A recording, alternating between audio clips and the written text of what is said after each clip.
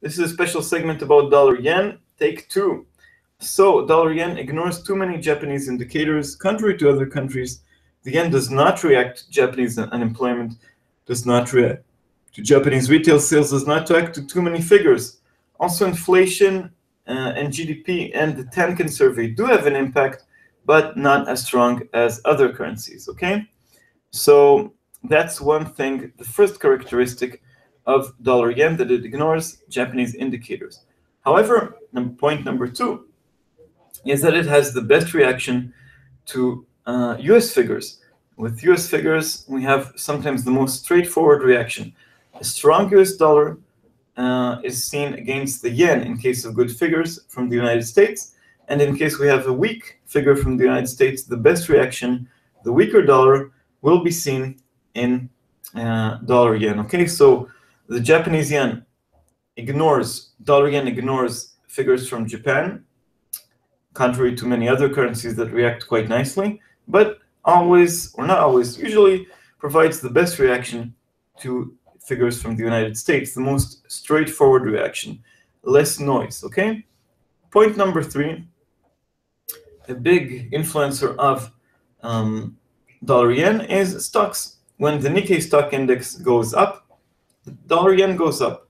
In most cases, not all the time, but in many, many cases. Same thing with US stocks, stronger US stocks and dollar yen goes up, weaker US stocks, weaker Nikkei, and we have falls in this pair. So a very good correlation with stocks. In the past, there was a good correlation also with bonds, but I would say stocks have a great impact. Point number 4, dollar yen, or the yen in general, it's not only against the dollar, prone to intervention by the Bank of Japan. This intervention is frowned upon from the United States and from other currencies, from other areas. Bank of Japan intervenes either by talking down the Japanese yen, or the Ministry of Finance instructs the Bank of Japan to act to weaken the Japanese yen to support exports and push inflation higher. This is, I mean, all central banks have some kind of intervention, some kind of influence, some kind of desire, but the Bank of Japan does it directly, and it's the biggest major central bank that does it, okay? And point number 5, that's a classic, it's a safe haven currency. So the Japanese yen, and in times of trouble, money is repatriated to Japan. Why does this happen? Well, the origin is that originally we had very low interest rates in Japan. It's still the case. And the yen was traditionally a funding currency. You lend in yen and buy other assets, riskier assets elsewhere.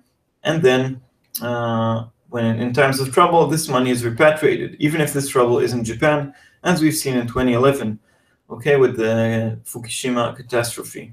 So in many cases, dollar yen falls when things get worse in the United States, in Japan, in China, terror attacks, you name it, okay? And it strengthens when there's a risk on atmosphere, okay? So this is also a characteristic of the pair. So to sum it up, the yen ignores too many Japanese indicators. Ones that do stand out just a bit are inflation, GDP, and Tenkan.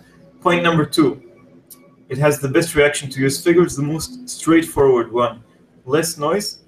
Point number 3, moves alongside stocks. Dollar yen rises with the Nikkei and the S&P, falls with them. Not always, but that's a main characteristic.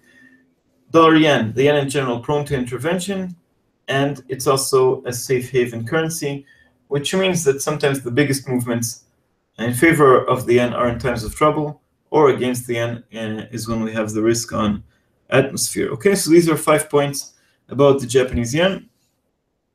Sorry again for the technical issues. I hope